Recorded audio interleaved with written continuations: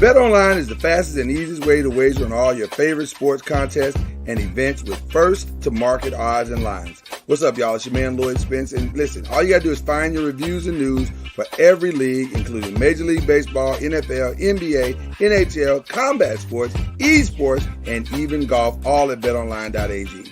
BetOnline continues to be the top online resource for all your sports information, from live in-game betting, props, and futures. So, head to BetOnline today and use your mobile device to join today and make your first sports bet. Use our promo code BLEAV50, that's BLEAV50, B-L-E-A-V 50, to receive your 50% welcome bonus on your first deposit. It's BetOnline, it's where the game starts. Tell them the Noisemakers sent you.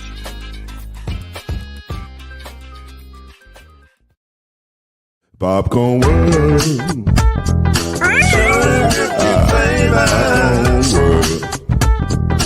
Popcorn World. Yeah.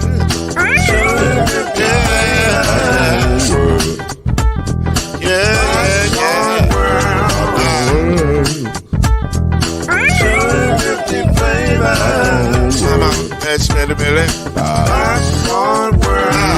Can I make you groove now? Yes, I can. So you can get this groove in a bag of a can. I can make it round the world with the holes in your hand. Popcorn World. 250 flavors gonna make you smile. 250 flavors gonna make you smile. 250 flavors gonna make you smile.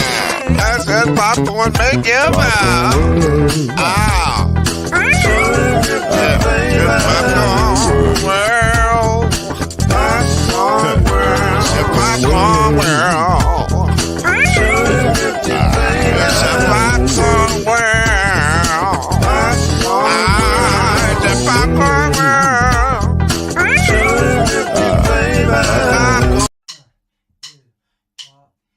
You're now listening to BLEAV in the ACC with Heisman Trophy winner and Florida State legend, Mr.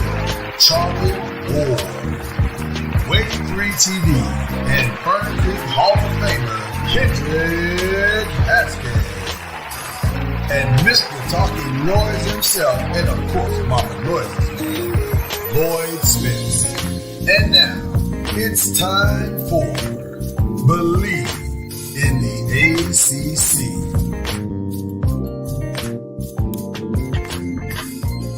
It's that time again, ladies and gentlemen. It is prediction time. We've done it the last couple of years because, you know, as we come up on our second year anniversary of this show, this is what we've done. We just try to give our predictions and what we believe is going to happen. And so in order to do that, Kendrick Haskins participates, and the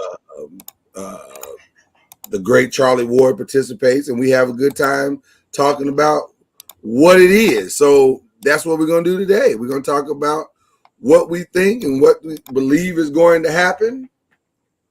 And I'm excited about that. I'm always excited about prediction time, even though I don't think any of us were anywhere near close as far as the overall who was going to win the thing. We were, nobody saw Wake Forest winning the whole thing, but not Wake Forest, Pitt winning the whole thing. Because see, it was so crazy that even I'm still not believing that Pitt won it. But they did, and now we're back for another year, and here we are. Pitt had the best quarter. Well, that's not what you were saying last year. You were saying, why is that dude running to the sideline every time? Don't try to rewrite the narrative now, Charlie Ward. I was saying that in addition to. In addition to, gotcha. Okay. In addition to. No, you're right. It's and listen, quiet as kept. I don't think the Steelers have made an official announcement. I don't know if they're completely sold on Mitchell Trubisky. They may. I keep hearing, like, from the experts who, would somewhat know, they keep leaning towards Trubisky, but I'm like. Well, the only thing is for experience. I think that's the only difference right now is experience. And right. If this don't play very well, then they're going to definitely be forced to put a man in. I can see them even going the first, 3 or 4 games with Trubisky and then switching over to Pickett anyway. I guess my question to all of it is this. If they're playing the same and the only thing that's separating them is that Trubisky has some measure of experience, aren't you going to get that once you start playing anyway? Just go ahead and play the guy that's, if they're playing exactly the same. Maybe they want him to sit and watch for a few games. That's Right. what rookies do. If you have a capable guy that can start, and you kind of ride that out. Yeah, and I guess there's nothing wrong with that.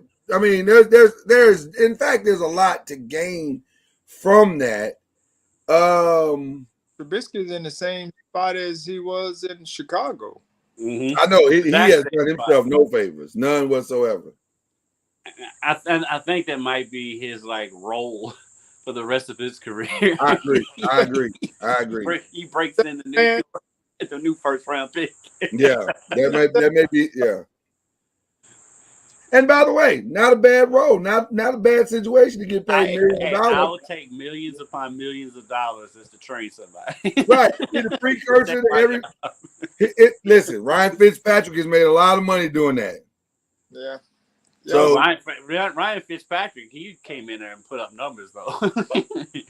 well, he's put up better numbers than Mitch. That's for doggone sure. It's a very unique situation to be in. I'll say that it's a very unique situation, and wow, I don't know. It's going to be interesting to see how it all unfolds. But I digress, ladies and gentlemen. We are glad to be with you.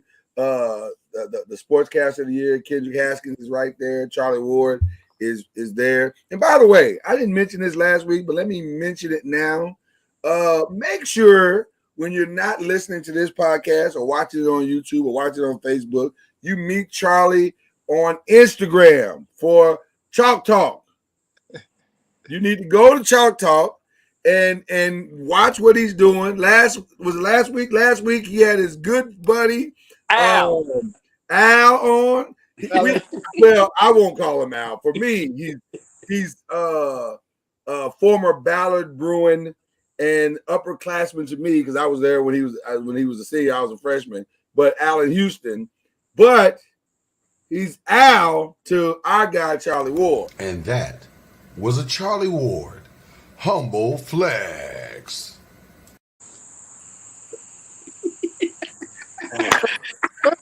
What is all that about? What do you mean? It's the truth. It's the truth.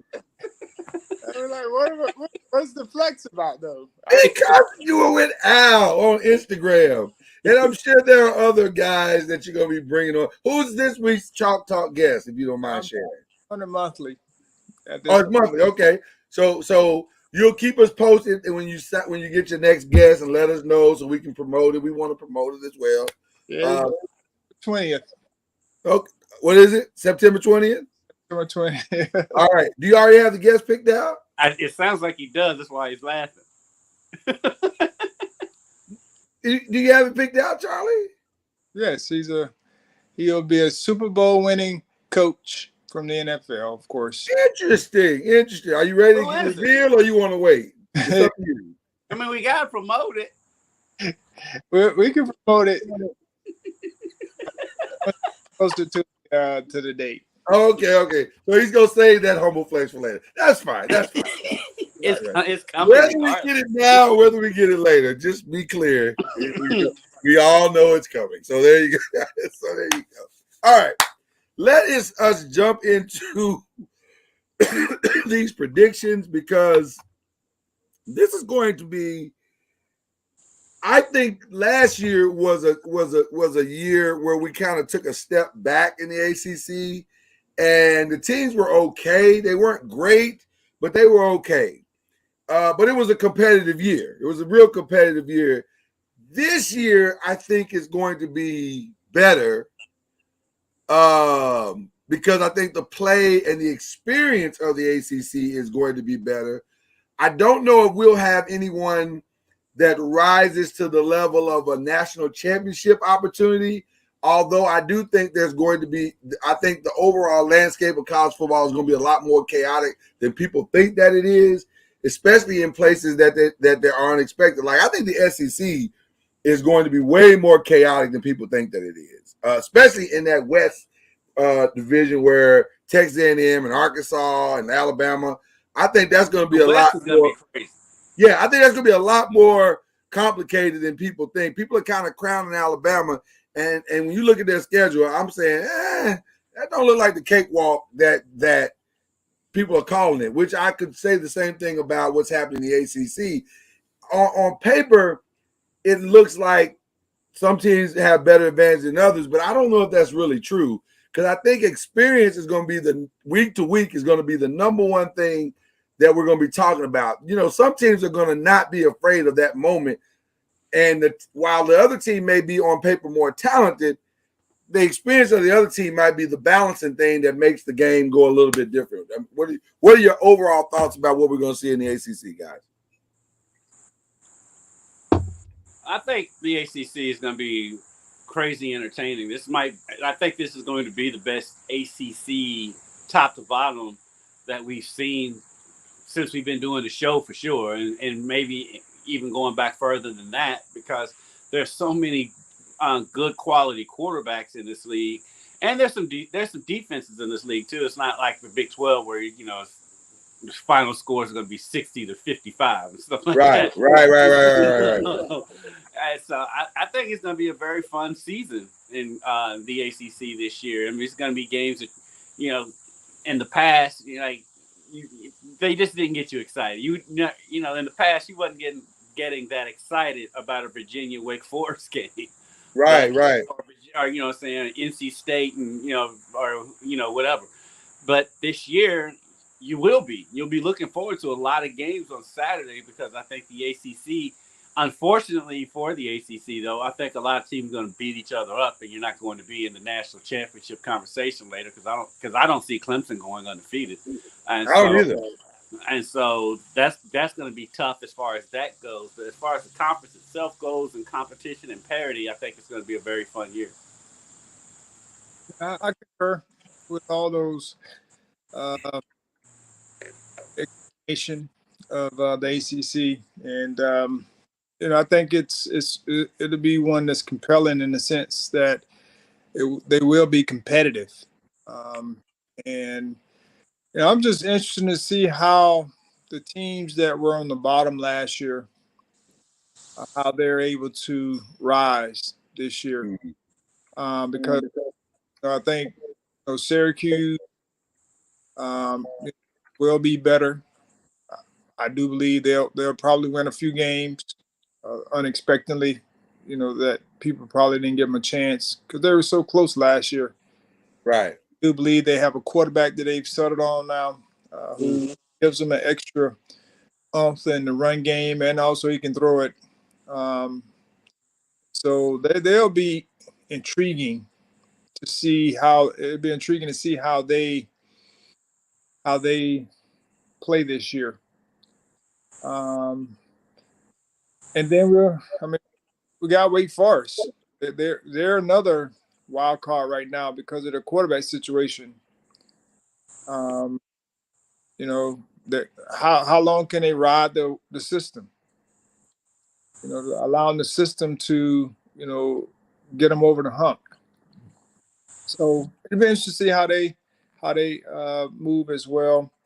And of course, Florida State is another wild card because they'll win some games as well. Yeah, they've improved a lot. Last year, competitive in all the games except for one, which was the Wake Forest game. Right. One score. So it'll be interesting to see how all of those teams kind of handle that adversity, the success that they may have, depending upon if they win games. I'm really interested in seeing North Carolina State. Like everyone's talking about them, and this is like the first time they've been talked about this way in the sense of winning or even on top. And so when we have expectations like that, I mean, everyone on every team kind of thinks and wants and says Yeah. they have higher expectation, but as you all know, sometimes it's best to be, hunting, not dead. Well, the hunted, yeah, those are two very different seats. Being the hunted is a very uncomfortable seat because you are everyone's playoff game. You are everyone's national championship. You are Like John everyone. Calipari says, you're everyone's Super Bowl. You're everyone's Super Bowl. So it should be quite interesting. Let's jump right into the schedule. And we're gonna start with your Seminoles. Charlie, we'll start with your Seminoles. Big win against Duquesne, and a dominant win against Duquesne, which to me was really the best part of the win, is because, and this is gonna sound horrible. Let me just say this right off the top. What I'm about to say, a horrible statement to make about a young man on a football team. But you're supposed to beat an opponent that isn't that good. You're supposed to dominate them in every facet of the game. Because you're doing them a favor by playing them. That's the truth, right? Is that what we're going to talk truth on this show? Yes, it's a payday. Right, it's a payday. So what was nice to see was to see Florida State in every facet of the game dominate this team the way that on the paper says they should have. And listen, great tune-up for what should be a very difficult game this week in LSU. But what do you think about their schedule? What do you think about where they are? We'll obviously will defer to the Florida State legend Charlie Ward. And as you take a quick glance at this schedule, what is your prediction, thoughts? What are you thinking? Like I said, I don't know, how many games they'll win. Everybody wants to predict. I guess that's what we're supposed to do. I just think they're built to win every game. And so when you're built to, regardless of who you're playing, next thing is you got to go out and execute at a high level. You got to compete with discipline and a great effort. And so this week could be a great test for them on the maturation process of where they are, and it'll be a telltale sign of how they move forward. I do believe, like where they will be able to compete. So I can give you a better prediction after Sunday. What did you think about Jordan's poise? Didn't throw for any touchdowns in that first game, but didn't make any mistakes either. 11 to 15, 207 yards. I mean, he had a solid game, but he wasn't really needed. They didn't need to throw the ball. I mean, against this team, they were very dominant in the run, more than dominant. Anytime you have three guys go over 100 yards, you've had an incredible day on the ground. So, but what did you think about what you saw from him? We lost Charlie. Okay, Charlie will come back. What did you think about him, Charlie and Kendrick, about just watching? Because I know we all watched the game. What were your early impressions?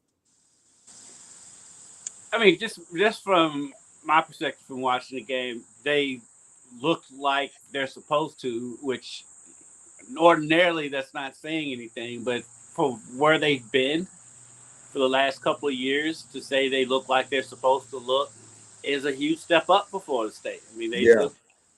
I will say they just to irritate Charlie, they didn't cover on Saturday, but what was the spread? They didn't cover it. I forget what it was, but I know they didn't cover. Wow. But they beat them about 40 and didn't cover. But they did. They came out. They looked like a Florida State They team. look like a Florida. I think And that's the you highest haven't been compliment you can give them. right, and you have not Yeah. seen that in a while. So and that's very and it gives you a lot of confidence going forward. And like Charlie said, you'll be able to tell a lot more after Sunday night because playing LSU in New Orleans is a tough game. That's tough game. It's as tough as it gets, even though LSU was a train wreck last year. But and it's Kelly's first game and all that stuff, and so that'll And be a that tough place one. is gonna be nuts. That place Yeah, is gonna be nuts. Yeah. If they can go in there and win that game, then yeah, looking at their schedule, I'm like, yeah, they're going to be right in the mix. But I mean, the one thing that does give me pause with Florida State is most of their tough games. Looking at their schedule, most of their tough games are on the road. Their toughest games are on the road. I mean, with the exception of Clemson at home, Right. You're at NC State, At and Miami. Yeah. So that's the thing that's going to be tough for them. Charlie, This do game, they look? Go ahead. this will help them though. When you talk about playing on the road, tough. This kind of environment would definitely help me, even though it'd probably be more LSU than Florida State in the stands. But there will be some Florida State, there. I go back to Jordan Travis. They didn't have very many opportunities because they were able to run the football. I think this week he's going to have more opportunities because they're going to have to make more passes in on the run because of LSU's front four. Not saying they can't run the football, but they're going to have to mix in some of that, some of the passing game a little bit more. I mean, he can throw the football 40 times, but 25 to 30 times would be feasible just to keep balance. And then, but defensively, I'll just say this game will help them move forward. I agree. As far as playing tough teams on the road, because this is basically a road game. Okay. It looks like a schedule. It does look like a very tough schedule, and it looks like a very tough schedule early. I mean, LSU on the road, Louisville on the road. You still got Wake Forest. You get them at home, but that's still going to, if Sam Hartman is back by then, that could be a really tough game. Then, of course, NC State and Clemson, who are picked to win the thing. This is not an easy schedule. But I'll ask you this final question, Charlie. To Kendrick's point, do they feel like a Florida State team now? Like I said it earlier. They're built to win every game. They're built to win every game because they have what they need. They have depth at different positions, and so, and unless they take a major hit at quarterback, that's the depth issue where there's a big drop. All the other positions they can maneuver around, but quarterback position to most teams, that don't have that have a legitimate starter. There's no competition, none of that, but a legitimate starter. If you take a hit at that position, it could hamper the rest of the season. Okay, all right, it's gonna be interesting. I tell you, gonna be very interesting. Let's take a look at Boston College for a second. They come out the gate with Rutgers, then go Virginia Tech, Maine. I first of all, I'm gonna be real clear. Didn't even know Maine had a team in Division I, so shocked about that one. Then of course they got a really tough run in the middle there with Florida State, Louisville, Clemson, Wake Forest, and then there's a little bit of break there with UConn and Duke. And then they end the season with NC State on the road, NC State on the road, Notre Dame, and then a home game at Syracuse. But just looking at Boston College, is this finally the year that they can kind of get over the hump? They bring back a lot of not a lot of experience, but enough experience where they could be interesting and maybe play spoiler in some of these games? I'm not seeing it, to be honest with you. I'm seeing just scrolling through there. I'm listening one, two. I'll give them the win over Louisville.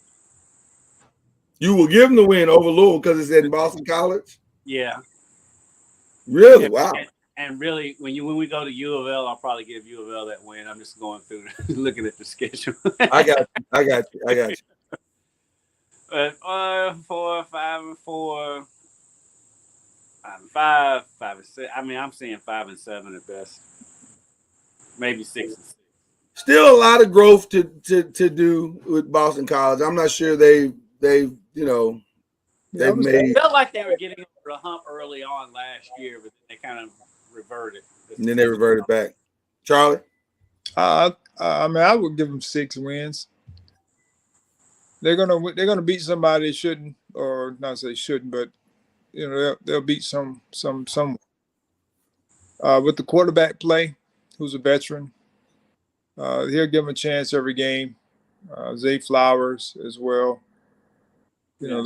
Those two, they'll try to unless team take away.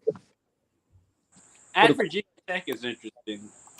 I think. I mean, they that early on in the season. Plus, we still don't know what we're going to get from Virginia Tech. So that could be interesting. And because like what Charlie said, they'll probably beat somebody they're not supposed to. The thing is, most of those games that they're not supposed to win are on the road. That's what makes it tough to kind of predict which one of those it would be. I think the most likely of those win the game I'm not supposed to is the Louisville game, though I don't put a lot of stock that they can beat Louisville.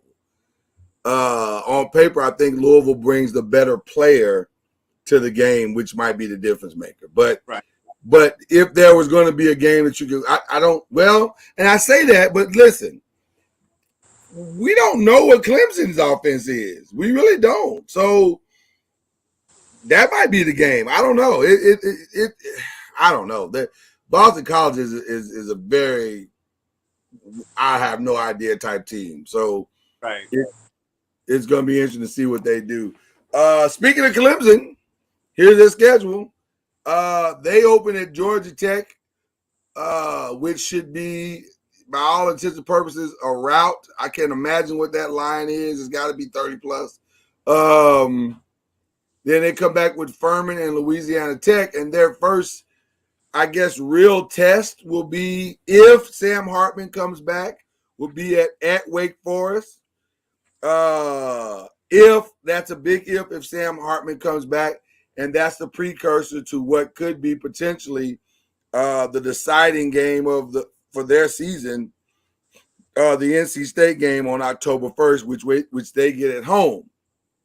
Then they go Boston College at Boston College at Florida State, back home at Syracuse, at Notre Dame could be an interesting one. They get Louisville at home, Miami at home, South Carolina at home. So your quick glance at Clemson and quick thoughts about their, who they are and what they are. Shout out to Dabo for making 4 of their last 5 games of the season at home.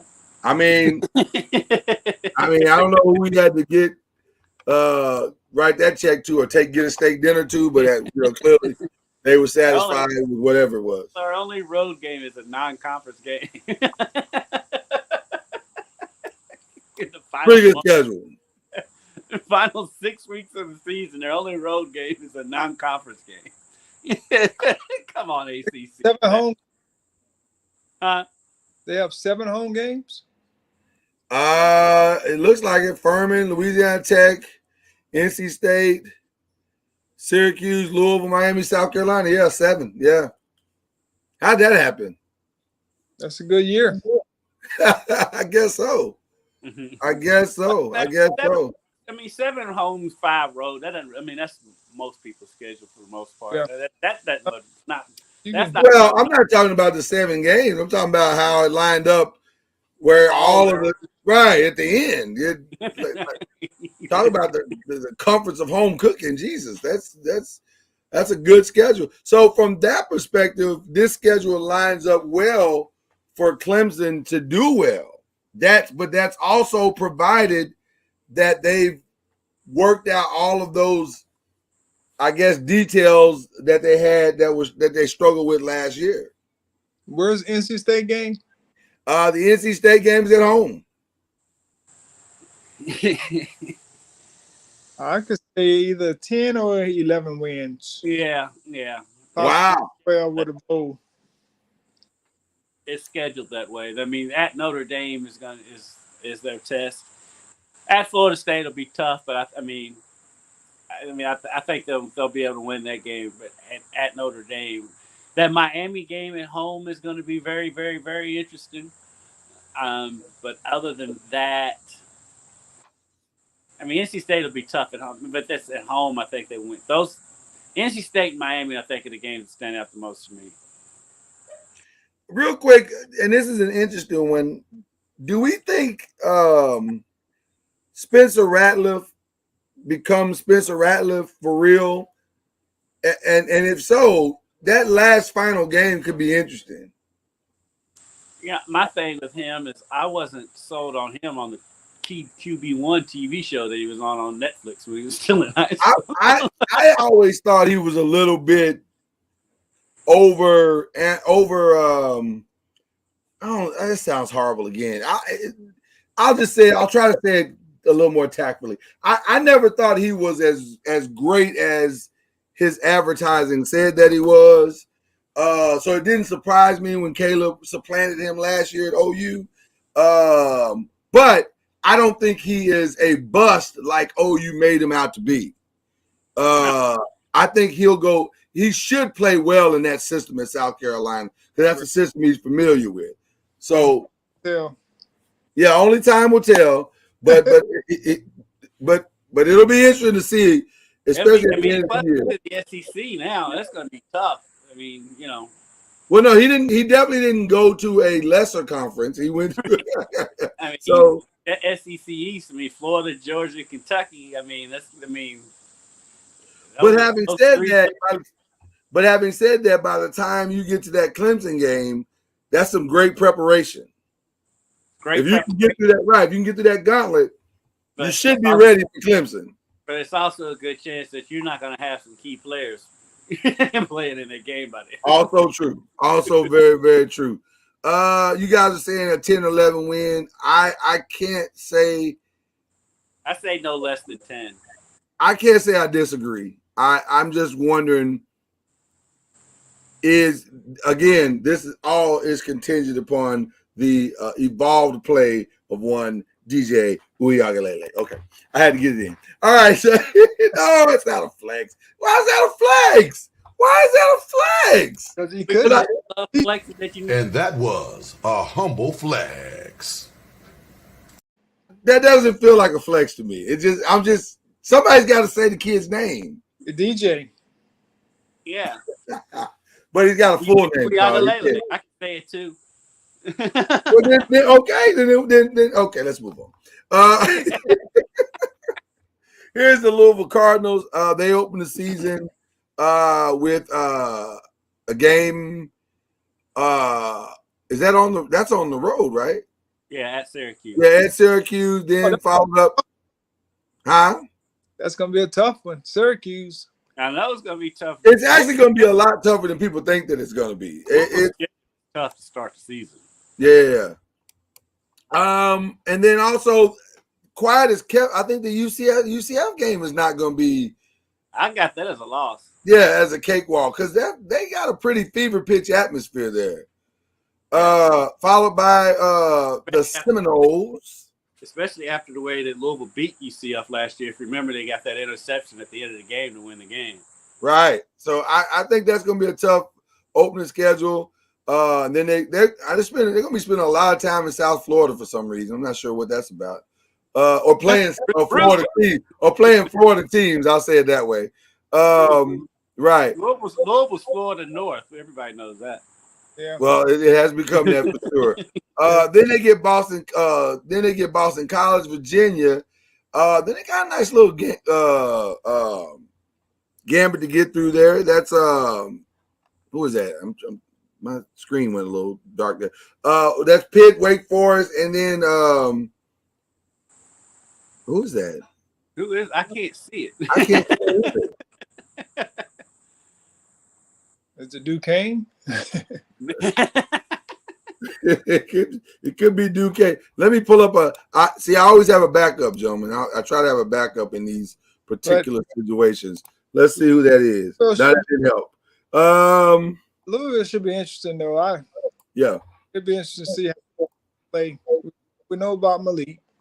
Right. But and then you hear about their offensive line being okay, or at a point where they're manageable.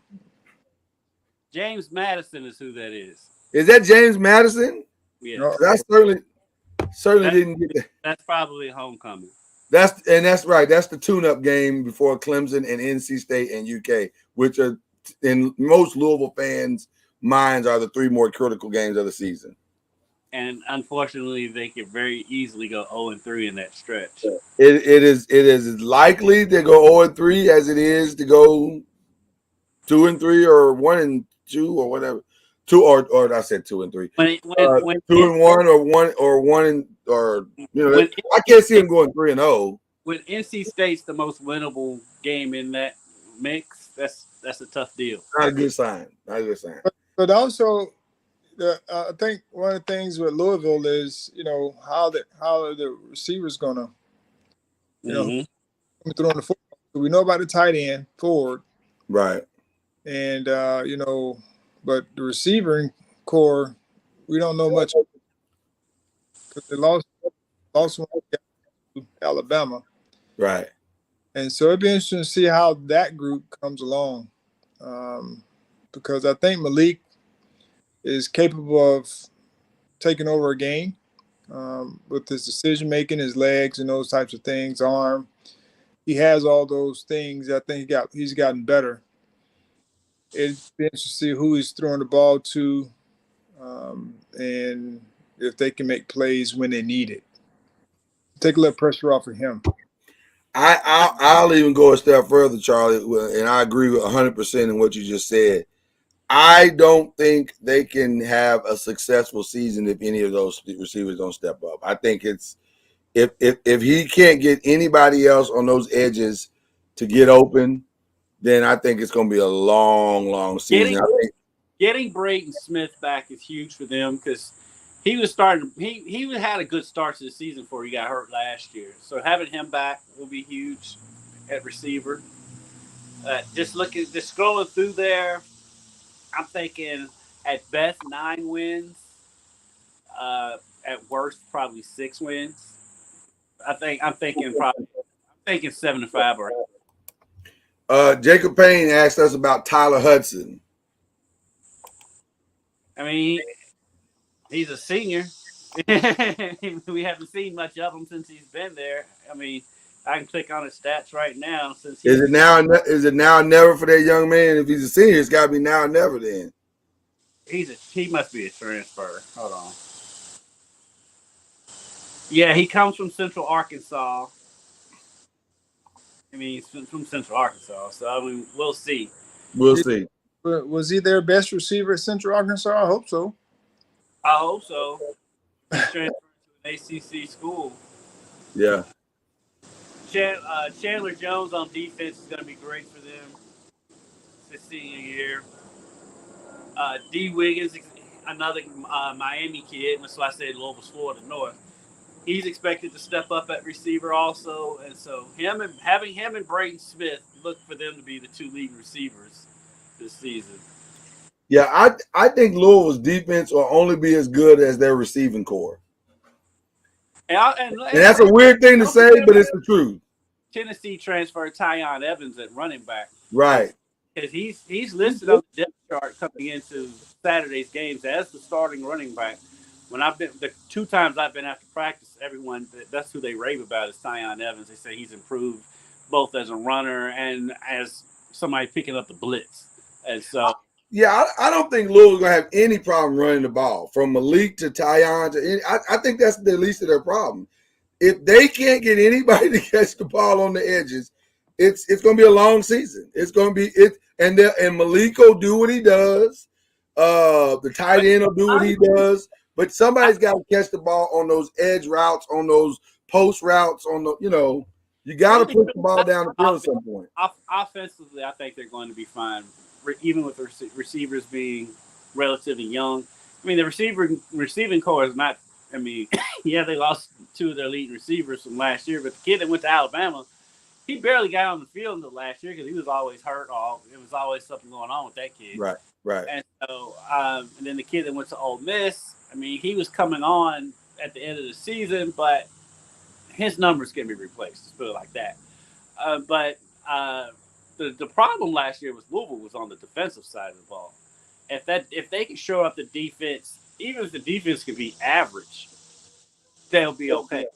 And so that was their problem more than the offense. The offense is going to be fine. But that's why I say it's going to be as strong as the receivers on the edge can be. Because if you can get sustained drives and first downs and stay on the field just a little bit longer, you keep that defense just a little bit fresher.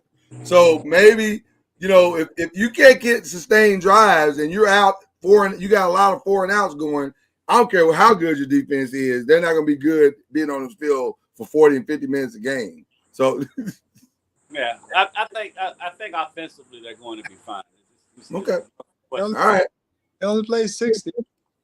Right. They only play 60 minutes. Right. If you're on the field for 50, that's not a good sign. So there you go. NC State, by the way, so far they're the lead in the clubhouse for schedule looking. That is an amazing looking schedule. That is an amazing looking schedule.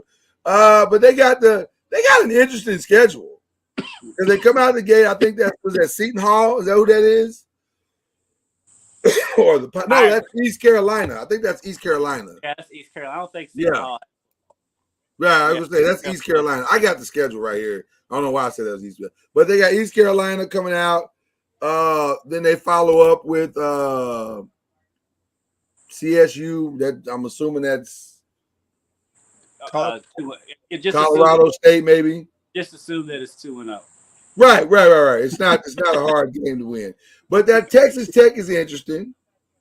That's interesting. Not saying they can't beat Texas Tech, but that's interesting. Why is UConn on so many ACC schedules? Well, because listen, you gotta put on a couple of wins. You gotta put on wins, and that's a win. Everybody knows UConn is a win. So there you go. Their budget. UConn's trying to meet their budget. UConn's trying to meet their budget. So you do them a solid. There you go. But then you get Clemson, then you get Florida State, you get Syracuse, you get Virginia Tech, you get Wake Forest, Boston College, Louisville, and then North Carolina to end the season. They are the number 13th ranked team in the country, meaning that there are a lot of people that think they're pretty stinking good. Are they as good as people think they are, or is this just a lot of hyperbole, gentlemen? I mean, they had a good run into the season last year, basically being catalyst for that, and he's coming back. So I think in the defense as well, they had some injuries that hampered them, and I think those guys are back. So the expectation is high this year, and they're starting in a good position. Like you said, mentioned 13, and so I think they're going to have to replace the top receiver from last year. I know about number 86, but he was style, and the running one of the running backs anyway. So I think they'll have. I'm sure they got it figured out, because in this transfer world, you can, if you need a couple pieces, you can find a couple pieces. So I'm just interested to watch them play. Their first game, to see who they have and what the hype is about, because I still believe that they can win nine games or so, or more. But I just want to see it, see how they act, how they play, if they're consistent in their play. Plays a big part. I'll tell you what, that I was just gonna say real quick, Kenny, that October 1st game, man, that could be massive. That could be Yeah, I mean, both teams should come in defeated. yeah. I I'm looking forward to that. I'm with them. I'm like with Clemson. I'm thinking 10 wins at least this season, mainly because of the schedule. Yeah. Anything. I mean, looks, as great as this design is, it's kind of hard to tell which ones are home games and which ones are road games. That is very true. That is very, very true. Do you think and we've got two more in the by the way, I tried to put this as Atlantic and I tried to, but I'm not sure I got it accomplished it. But I tried to put it as Atlantic and Coastal. We got Syracuse. I would imagine most of our thoughts are relatively the same. I'm assuming with Syracuse, their home is in white since Louisville's, and we know they're going to Louisville. They got a home game against Louisville, and then their away is in blue. Their home schedule. Another game against UConn. Listen, you got to put them on the schedule. You got to do it. You need at least one guaranteed win. I'll say this about this schedule. Their home games did them no favors. Nope. Because that is a tough home stretch. I mean, Virginia at home, Purdue at home, NC State at home, Notre Dame at home, Florida State. They may not win a home game. I mean, in a lot of instances, you're like, oh yeah, all your tough games are at home. That's great. Not so much with this. Not really, right? Not in this particular case. No, it's just not. They might have the toughest schedule in the conference. That's not good. This is not good. This is the opposite of getting a Clemson schedule. I say they might be 2-8. No, they're gonna win 6 games. Where, Charlie? They're gonna beat somebody. Well, of course they are. If they're gonna win 6 they're games. gonna be 6 of these teams. Who are they? I think they're gonna lose the opening. They may win. They're gonna lose. Now they'll be UConn. They got one Pitt. They beat Pitt, Wake Forest, UConn. You think they can beat Wake Forest? Yeah. On the road? Oh, those are the road games? Yeah, that's the road game, Charlie. That's a road game. Yeah. Maybe not. Maybe not. It's what I'm saying, Charlie. It's what I'm saying. This is not. They may be Virginia. Who's the first? Maybe. Now Virginia, maybe. Who's the first game? Louisville. Oh. Yeah, they're not winning that one. Even though that's at home, I don't think they can beat. I don't think they can win that game. Oh. They got a tough schedule. This is not a great schedule. I'm saying they're only going to win 2 games. That schedule is difficult. That's hard. That's a hard schedule. That's a very hard schedule. I mean, they very well could start out the season 0-4. I mean, Yeah. Louisville's the most winnable game on there, I think. Maybe Virginia. No, they're not going to be. And that's only if Louisville's defense doesn't travel. That's the only thing. If Louisville's defense travels and those receivers catch the ball, it is very likely they could get beat by 45. But I can also see them beating Louisville because when we start the first game, you really don't know. You don't know. You don't know exactly. It can be a toss up because you don't know. You know, you're kind of trying to figure out like what kind of energy, what kind of continuity. The primetime game on ACC Network. Why they get the clock is beyond me, but I digress. Here's what Syracuse does have. They have a dynamic running back. Yeah. And if he can, who has not needed his team to be dynamic for him to be dynamic. Well, he needs to be different though this year because people know about him. Right, it's no secret this year. Right, that's exactly right. He's good enough to keep the Louisville offense off the field. That's how they'll win if they win. Yeah. So, and then of course there's Wake Forest, and their whole season, quite honestly, is up in the air because we just don't know. That Liberty game is interesting. That is Liberty right there. Isn't it? That is Liberty, and I would imagine, though there is no Malik Willis, they probably brought a lot of their pieces back, and they're probably going to be. I don't know if they'll be as good as they were last year, but I'm sure they're going to be solid. I'm just going through the math. 4, 5, and 5, 6, and 7. I see 7 and 5, maybe 8 and 4. No secret runs this year. They're not going to sneak up on anybody this year, huh? And so much depends on if their quarterback comes back. Right. By the way, I love Wake Forest helmet. Yeah, that's a really nice helmet. I like the uniforms in general, to be honest. Yeah. So based on what we've just seen, gentlemen, your Atlantic winner. I still think Clemson. Yeah. It'll be a tough stretch. It'll be a tough road for them, but I still see Clemson. I'm gonna. That NC State game being at Clemson is what gives Clemson a nod for me. If that game was at NC State, I think I may go NC State. I'm gonna say Clemson by default, but I'm gonna also say with this caveat: if the Florida State that played last Saturday shows up in LSU this weekend, I think that's my Atlantic winner. Yeah, that's of course. That's my sleeper. So please let him sleep. Nope. I'm waking him up right now. I'm at the side of the bed, shaking him. Wake up. I just think what I hear is Charlie Ward saying Florida State is a sleeper. I'm sleeper no longer, because I just think there's only a few teams and historical programs that can go into Clemson and not be intimidated by the atmosphere and even the experience that team would bring.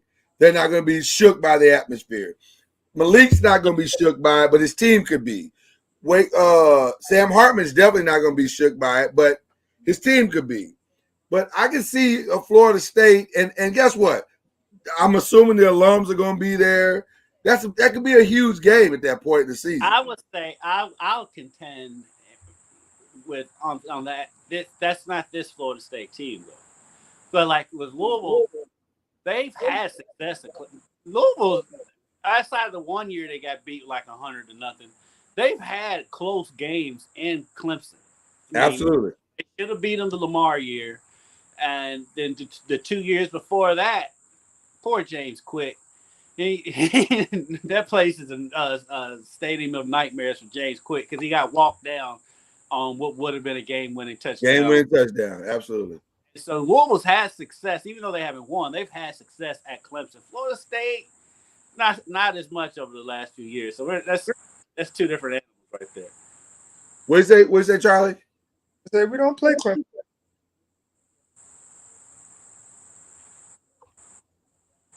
We played them there last year. Do y'all get them at home? Oh! They get them at home. Yeah, I thought so. I stand corrected, sir. Well, in that case, then Florida State may not be my sleeper. I think that's going to be a tough game for Clemson. I think that could be. I see Clemson getting 2 losses, and that could be one of the losses. I hope that's a night game. Oh, I'm sure. I'm sure that's going to be the feature game. October. Let's see. Is it a night game? It should be. It doesn't say it right there, but they probably haven't released game time yet. I can't imagine that's not the feature game of that weekend. It's got to be the feature game of ACC in that weekend. In the ACC, yeah, nationally. Right. Now nationally we'll see, but in the ACC, that's got to be our feature game. Okay, North Carolina. 1, 2, I 3. mean, it's a North Carolina schedule. They dominated Florida A&M. Although shout out to Florida A&M, who played really, really well. And had they had more players, not 100% sure they wouldn't have won that game. They gave them a run. Yeah, I think if they'd have had more players, they would have won that game. I can't tell what's their home game and what's their road games on there. The Appalachian State is. I'm sure that's at home. They're not going to App State. I see them losing. Yeah, they playing App State and boom. No, I think it's at App State. They are? Yeah. I think it's at App State. And We're going to do predictions here in a minute, but I'm pretty sure that's at App State. It is. Wow. They're playing them in boom. Yeah. Boom, North Carolina, so it's not a very far. Right, it's App State's home game, but I mean, there'll be a lot of North Carolina blue in the stands. Georgia State's on the road as well. Who? Georgia State. Well, they got a nice stadium, so I guess they're playing some of these teams on the road. It's like Miami when they played. Who did Miami play on the road? That was was it App State?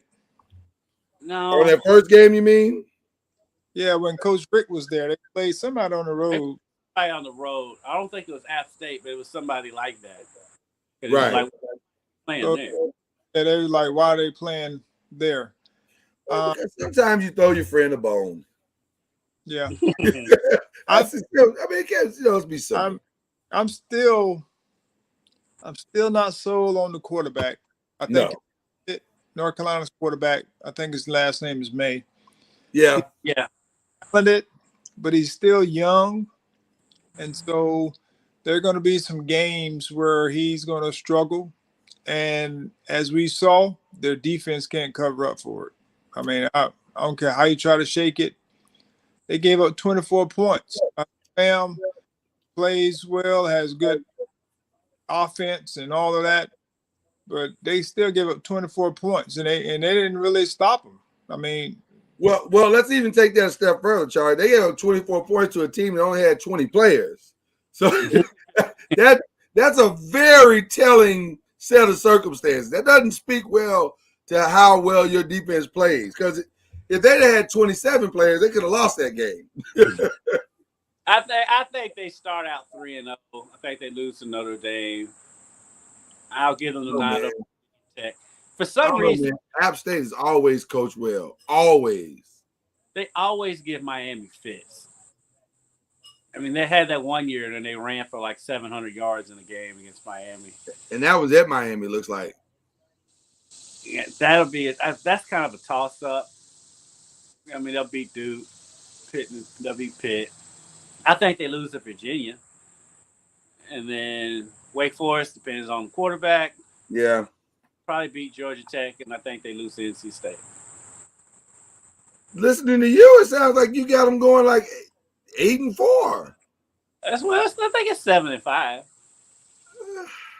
You got a lot more faith. You got a lot more faith than I do. I don't see it. Prediction 7-5. Because of they scheduled 3 wins out the gate. Right. But they're not beating Notre Dame. I don't know if they're going to beat Virginia Tech, even though they got both of them at home. I don't think they're going to beat Miami.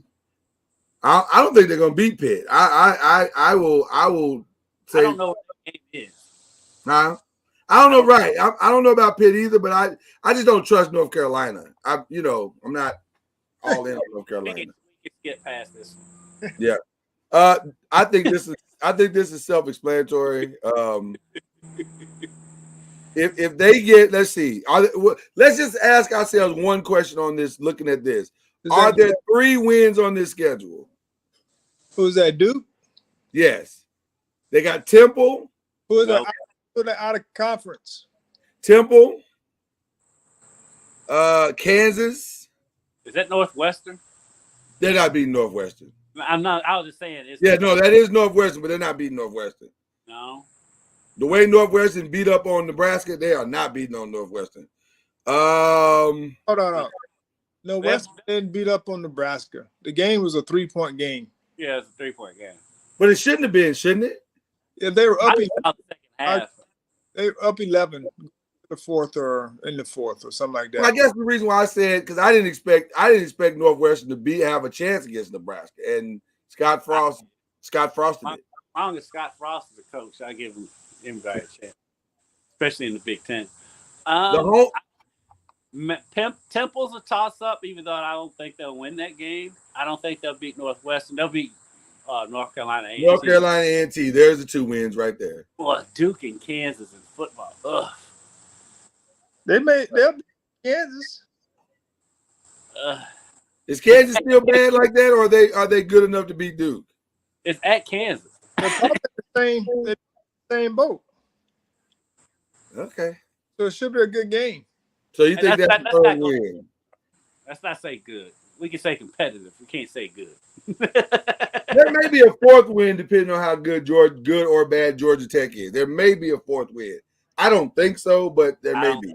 So, well, we keep throwing Virginia Tech a bone like we know about them. Well, I gotta believe that they may have one of the. Did we say they have like a great receiving core, or is that Virginia? I get them confused. Virginia's the one. Virginia's good. Well, then I don't know. Virginia Tech, I don't know. I mean, we keep talking about Virginia Tech like right. Virginia's going to be right there at the end in the Coastal, I think. All right. Well, what we ultimately saying is it's not going to be very good. Here's Georgia Tech. Yeah. They got Clemson. They start bad, they end bad. Oh, Clemson. Oof. It starts bad and it ends worse. Oof. That schedule. Oof. They play Ole Miss. They play Ole Miss. This is not a good schedule. I think Georgia Tech decided we're going for the money. Pittsburgh's a toss-up. They'll beat Duke. They'll lose Virginia. They'll lose Florida State. Potentially 4. Yeah. Maybe, yeah. But they're going to start 1-3. They're not beating Clemson, they're not beating Ole Miss, and not beating UCF. You don't think they can beat UCF? No. No, not at UCF. Not now. UCF is becoming a team. And they're loading up because they're going to the Big 12. And that game's in Orlando. And that game's at UCF. So no, I don't think they can beat them there. What about now? This may be the new leader in the clubhouse. Miami looks good, guys. Come on. That's amazing. That's amazing. That's what I expect. That's what I expect from them. What they got? They open with Bethune-Cookman. Who's that signing? I'm not sure who that is. Probably no. It looked like the Red Hawks. That's what it looks like. But then they come back with Texas A&M, which is, geez, that's gonna be a tough game. I don't see them winning that one. Is that at Texas A&M? Yes. It looks like it. Yeah. Yeah. No, they're not gonna win that game. Yeah, I don't see them winning that one. They're playing at Middle Tennessee. What are they doing? Because you gotta throw them a bone every now and then. What bone is there with Middle Tennessee? Well, Miami's a draw. That means the place is gonna be packed. Yeah, okay. 3-1, 4. North Carolina 4-1, 5-1, 6-1. At Virginia is gonna be tough. That is at Virginia, yeah. That is at Virginia, yes. I'm making that a loss. I'm excited to see that Florida State Miami game because that's going to feel real 80s and 90s. I gotta give them the nod because they're at home. Should be a good one. Should be a really good one.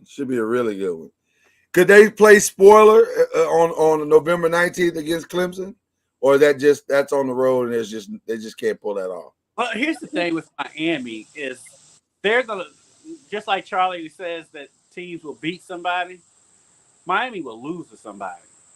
Because that's kind of been their MO. It has been, but they seem to have found their guy at quarterback, it appears, right? And they seem to have found their coach. The first So, year, I don't know. It's gonna be interesting. I see 9 wins. Well, it Okay. takes. I'll go back to them I'll game. go back. There you go. The Texas A&M game will help get prepared for everything. Yeah. Clemson game or all the road tough road games, which the only one they will have after that is Virginia and Miami. Virginia, Miami. If they can handle Texas A&M, they should be able to handle every other road game on the schedule. That's a monster atmosphere for them. Yeah. Especially that game's probably going to be a night game. Oh yeah. Because people will still believe in Miami at that point. They'll totally the U will be back after going 2-0 against. Absolutely. And it'll be a dominant 2-0, and all that good stuff. Because it's Miami. God love them. Yeah. All right. What about Pitt? I just got to see their quarterback before I can make. They lost good players on defense too. I know they were guys, but they lost some good players there. They lost the best receiver. So it means I want to see they play. So they'll lose tonight, I think. Big one tonight. That's the rivalry game. They play Virginia? West Virginia. Yeah, that's the rivalry game. The backyard.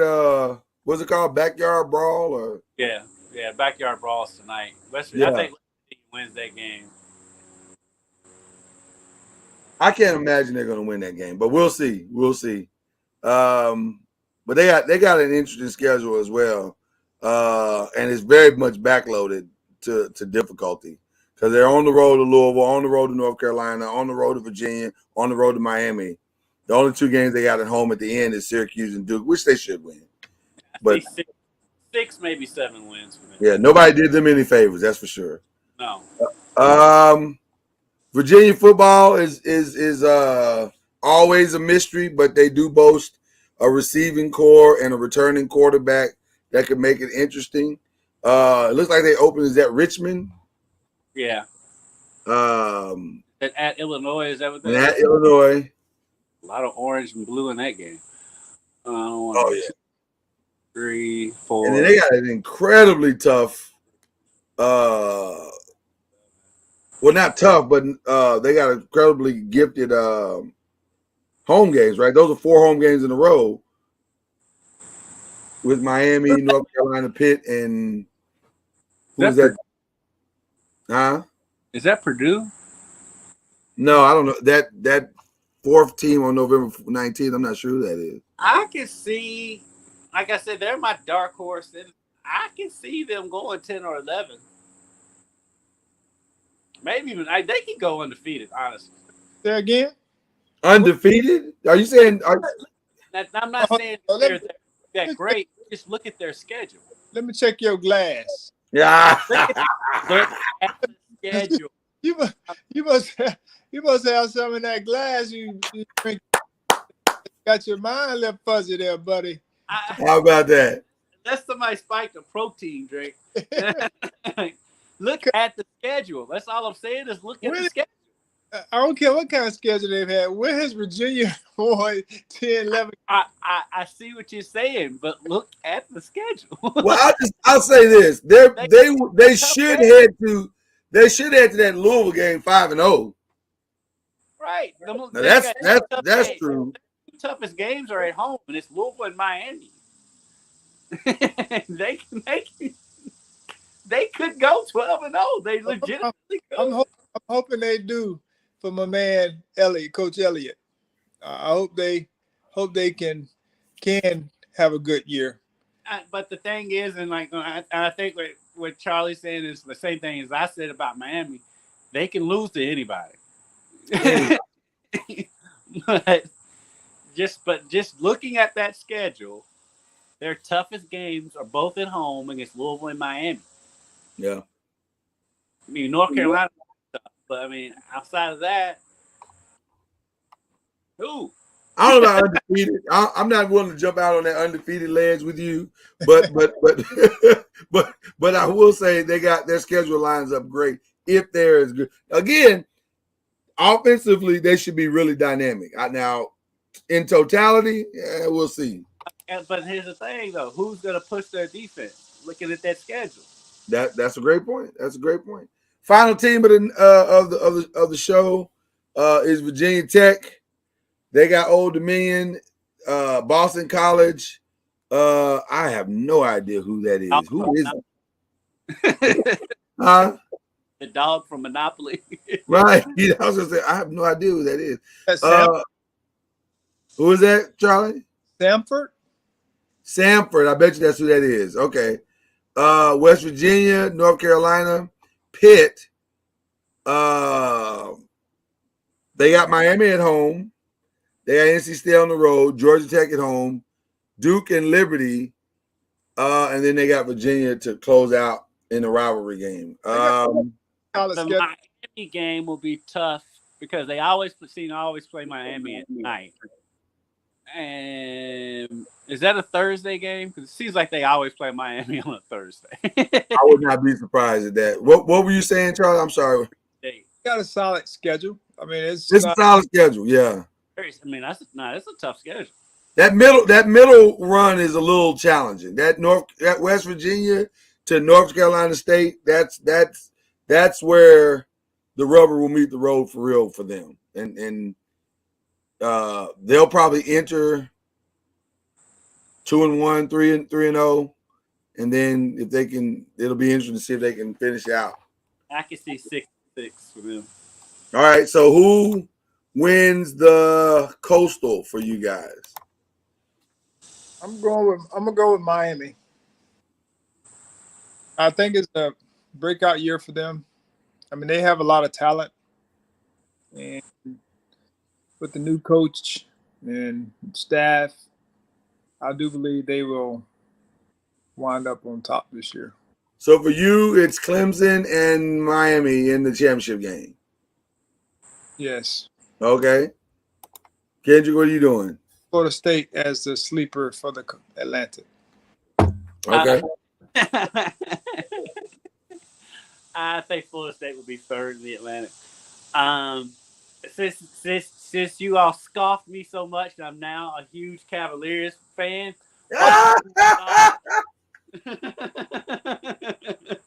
I'm sorry. Gonna win the Coastal. There's definitely Kool-Aid in that glass. Clemson wins.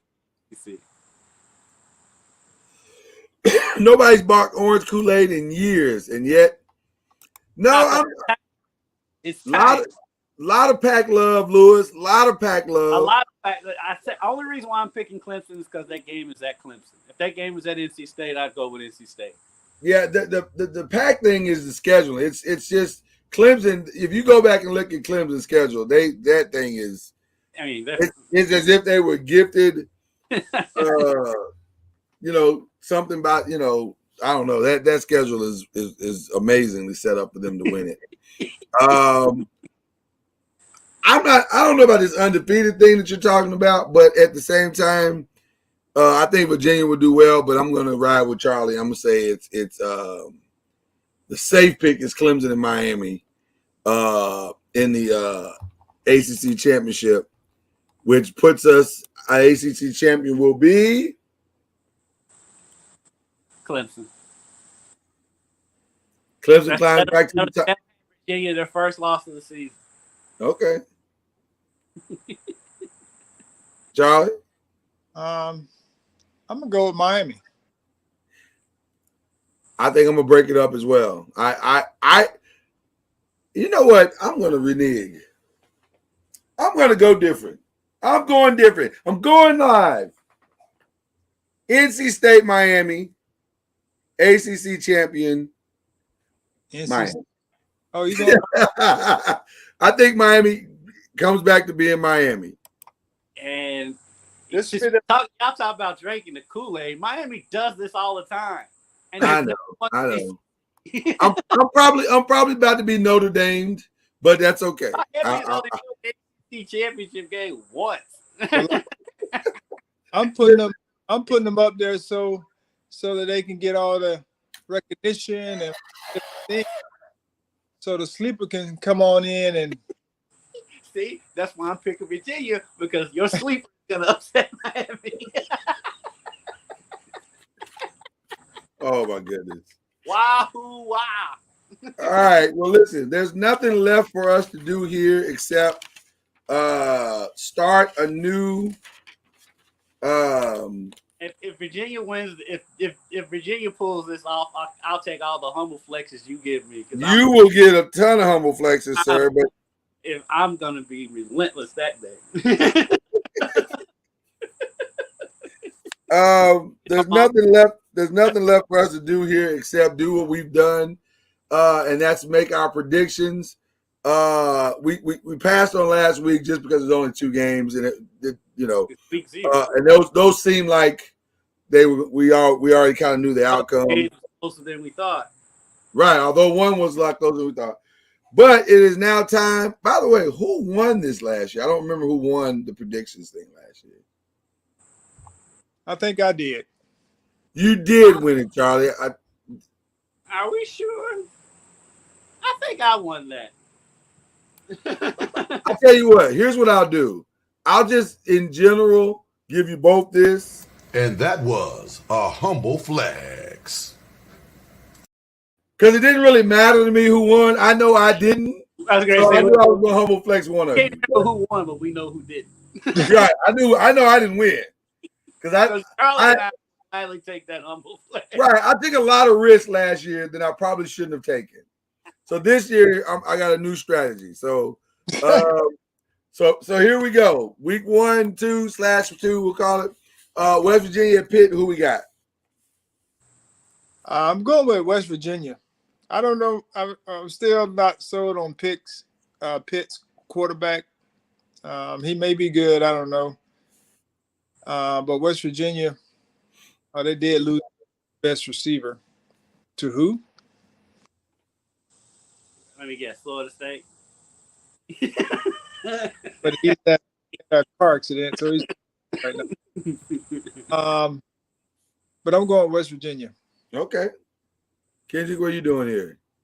You know what? Earlier I said West Virginia was going to win this game, but I think I may have had a change of heart because the game is at Pitt. You don't know. We just don't know with the quarterback. But, I mean, I think they're going to be, with it being a rivalry game at home, I'm going to go Pitt. You going Pitt? Okay. All right. What about VMI Wake Forest? Is that your West Virginia. West Virginia. Yeah, West Virginia for me. You can't lose the games you don't pick. Right. West Virginia. VMI Wake Forest. We're going to go with Wake Forest. I think their system will win this game, regardless of who's playing quarterback. Yeah, go out on a limb, Lloyd. Nope. I'll be standing on firm branches all season long here. I think that was a no-brainer on that one. Virginia Tech, Old Dominion. I think we can go on. We can say this. Virginia Tech. Like I said, firm branches.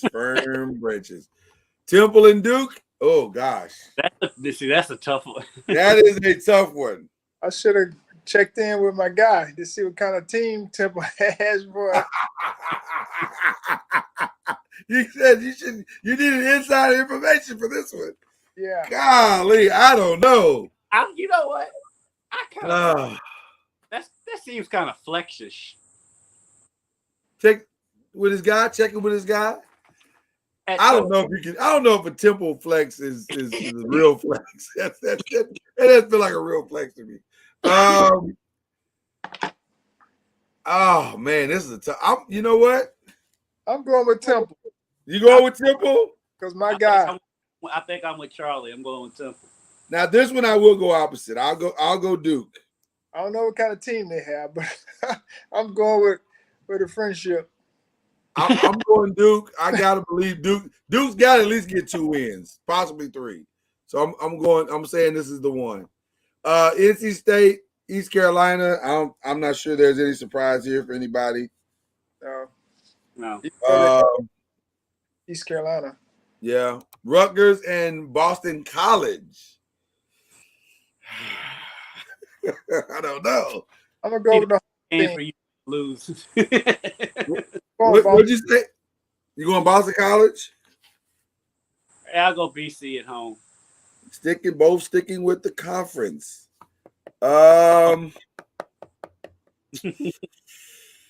Everything in me wants to pick Rutgers, but I'm gonna go BC. Go BC. UNC and Appalachian State. I'm going UNC, but I'm not confident in it. Yeah, I'm in the same boat. I'm going with the upset. I know this is gonna put me behind if I lose, but it's also gonna put me ahead if I win. So there's this. The firm branches lasted all of 5. Well, listen, because can we, other than Josh Brown, is there anybody else in UNC that you just believe in? Josh Downs. Josh Downs. I said Brown. Yeah. I like exactly. Matt. So I rest my case. I'm making a pretty solid case here. They have some good backs, young running backs. Yeah, I like Matt. I think offensively they're fine. Yeah, defensively, I struggle with them. I just think Appalachian State is one of the most well-coached underdog type teams out there, and they tend to. These are the type of games that they tend to win. The ones where nobody saw them coming. I don't know. I'm riding with App State on this one. If they win them on the road. Well, this is at home. I know it, but so North Carolina sees it coming. If anybody sees it coming, it's North Carolina to begin with. All right.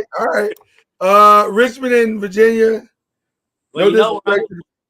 No disrespect to the Spiders. We're going Virginia. Yeah. No disrespect to the Spiders, but I'm going Virginia. Bethune-Cookman and Miami. I think Bethune-Cookman is going to kill them with the band. Well, the band competition is right. The band competition, but Bethune-Cookman's band is going to murder Miami's band. but as far as the football is concerned, it's Miami. Miami. All right. Louisville and Syracuse. That's honestly going with U of L, but I'm gonna go with the home. You going with the upset, Charlie? I'm going with Syracuse, home team. Okay. We don't know what we're gonna get from the first game, competitive game, and so it should be close. Okay. Turnover could be turnover. You never know. But I'm gonna go with the home team. All right. I'm going with U of L because you have Malik Cunningham. Yeah, I think that's the X factor. And I think Louisville's X factor is going to out X factor Syracuse's X factor. Right. Florida State, LSU, massive game. Well, we already know where this one's Death Valley. Go it's North. not New Orleans. Yeah, technically it's New Orleans, but there's a big difference between Death Valley and. That is true. That is very true. There's a big difference. There. Say it again. Seminole family will be there. The Seminole family will be there. Is it in the Mercedes-Benz? Yes. Wow. I mean, if they're playing in anywhere in Death Valley in Louisiana, that's pretty much where it's going to be. I'm going to go with the upset. Well, I don't know if it's an upset. I don't know if that's an upset, but I'm going with Florida State. I was going to say, how's that an upset? They were terrible too last year. I was going to say, I don't know if it's an upset, but some would say because it's in Louisiana, it could be an upset. I don't know. I think LSU will be favored in the game. They're in the SEC? Huh? Because they're in the SEC? Always. There's an SEC bias. There's an SEC bias. It's essentially a home game for LSU. So that'll be good. That is good. Let them be favored. But see, Charlie, if you win that game, no one's gonna be. You can't keep them a secret. It's not. If they win that game, they're the 27th somewhere between the 20th and the 25th ranked team in the nation next week. Yes. You know that, right, Charlie? You prepared for that, right? Okay, that's fine. Okay, all right. Then we can worry about the next week, which is a bye. So you'll come into that Louisville game ranked probably 18. There you go. We still sleeping. Let us sleep, please. Don't wake us up. You're not sleeping. You're number 18 in the country, Charlie. Don't wake Well, people. hey, wake up. It's time to go to school. Our players are. Just to make it interesting, You go LSU just to mess with Charlie. Yeah, essentially. I see what's happening here. And then the final game of the week, Clemson and Georgia Tech. I think we all know where we're going here. I think this is more than obvious. All right, we got our picks for this week, ladies and gentlemen. I don't know if we were all going to do this, but I think I feel safe in doing this, giving a collective, because I know this is the time we do our shout-outs. I want to give a collective shout-out to something that was unbelievable to watch last night, and that is the reminder of Serena Williams that, listen, you can make a case that Serena Williams is not just the best women's tennis player of all time, but she is the best tennis player of all time and maybe the best single athlete of all time. She is unbelievable. And to watch her, and not just in her athletic prowess, but her mental game, watching her mental game last night and the chess match that was that contest. And God, I felt so bad for the young lady because she's 17. She's never seen a moment like this in her life. And it became very obvious on the backside of the second set that she was way underprepared for this moment. And that's not a knock on her. It's just, this is a moment in time. And how do you prepare for a moment in time, right? Like, we've never seen this. We've never seen a GOAT like this retire. And the place is at a fever pitch. Nobody's rooting for you. You're 17 years old. This is not a good moment for you. So it takes a real mental, and it's only going to get worse for every other. By the way, it's only going to get worse for every other person. Maybe last night was 26. I thought they said she was 17. 26. Are you sure? Because I thought they kept saying she was 17. She's 17 years younger than Serena. Well, maybe that's what they were talking about. Okay. I kept hearing the number 17, and maybe they were saying she was 17 years younger. So maybe that's what they were saying. Well, the bottom line is she was not prepared for that moment, not mentally. She got rattled quite a bit, and understandably so. I don't even want to say necessarily that she was rattled. It's just, you're in that situation. I mean, that's tough. I mean, she wins that. Tough. I mean, that's just a tough situation. And so, I mean, shouts out to Serena, but at the same time, I give credit to Kontaveit, or however you say it. Yeah. I mean, that's a tough situation going. That's a very tough situation. Yeah. But you started to see in the third set, she started having unforced errors and a lot of different things. So she was getting mentally drained. That's what I'm saying. If you watch that third set, you was like, ooh, this is not good. This is the momentum started like just keep rolling, and it kept rolling, and she couldn't get anything going. But Serena her interview afterwards was it was pretty good. I got to be honest. I love the answer. Are you surprising yourself? That laugh was fantastic because I was like, you don't surprise yourself when you've won 23 majors. No, I'm not surprised.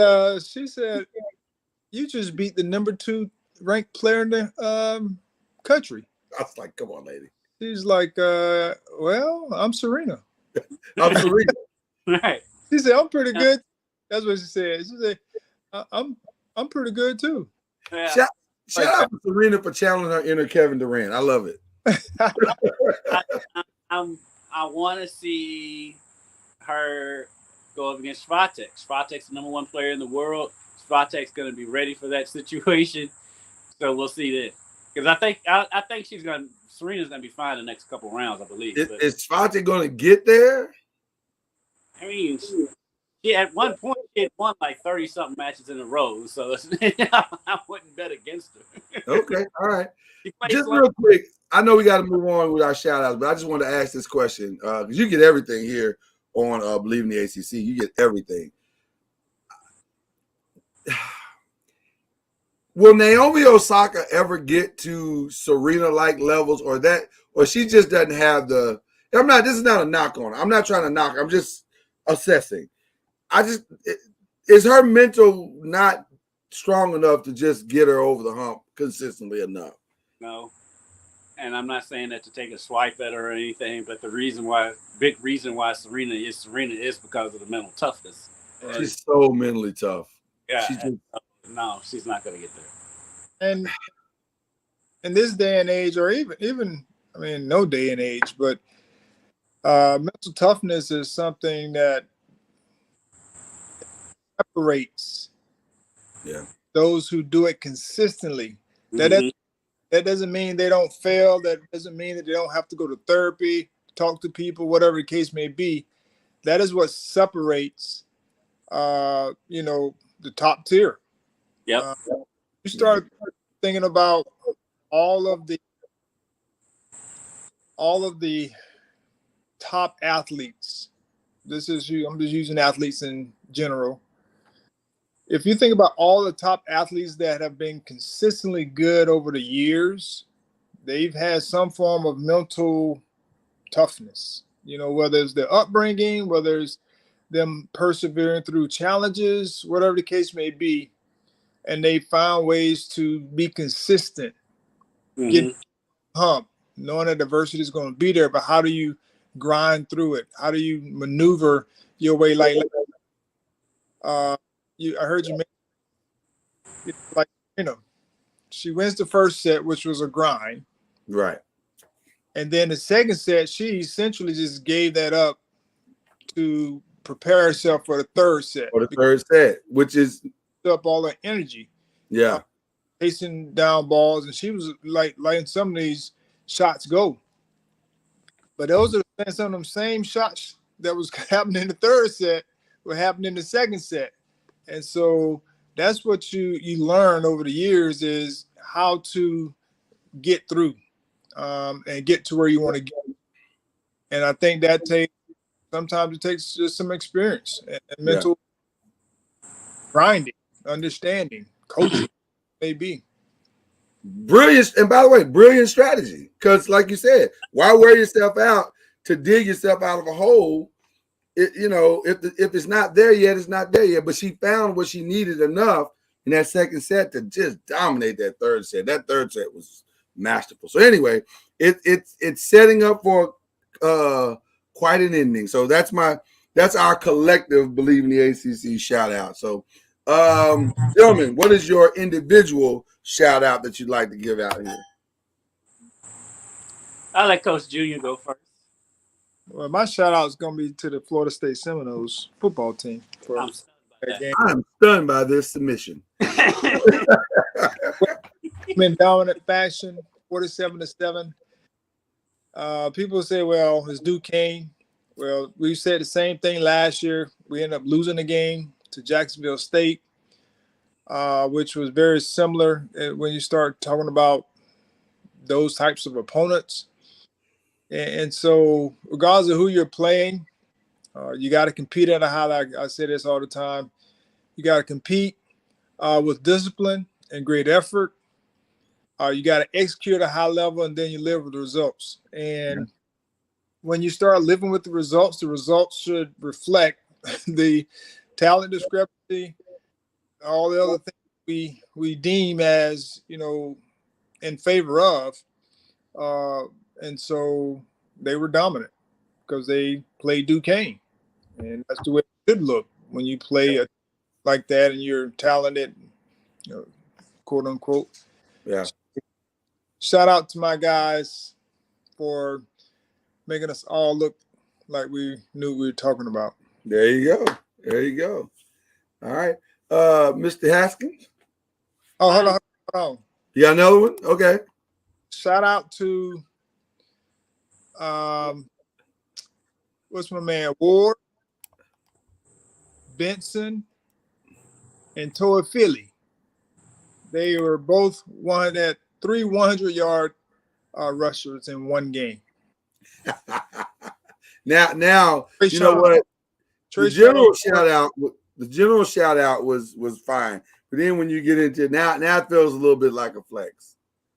Am I wrong on that, Kendrick? It feels that's starting to feel very. I am. It's starting to feel kind of flexes. I'm just saying. I am shouting. How do you get a flex on a shout out? As a point. Touche. I'm just saying you're on the line. The best thing, but we also got the best shout out, which is a Charlie Ward shout out where he can't remember the name of the person he's shouting out. There you go. I remember now. It's Trey Ward, Lawrence Toafili, LT, and Trey Benson. There you go. Okay. They all 100 plus yards rushing in one game.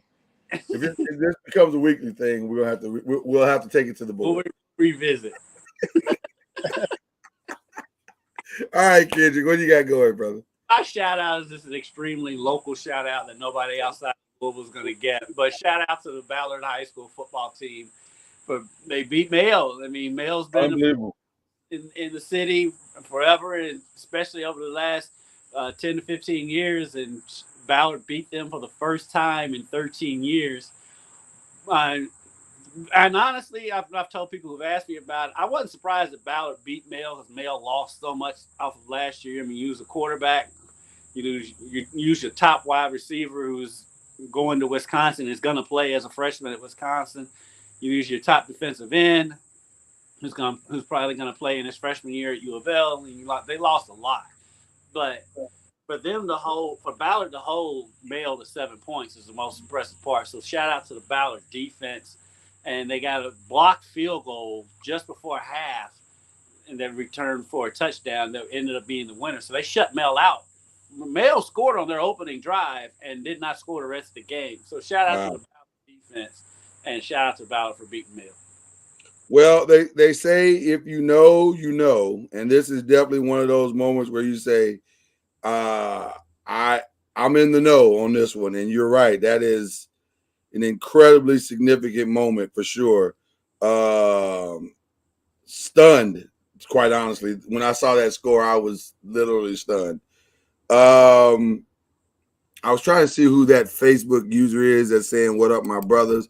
I want to believe that's Al Brown, but I don't know if that's Al Brown. But whoever you are, shout out to you. Now we appreciate you, and we call you a creative player.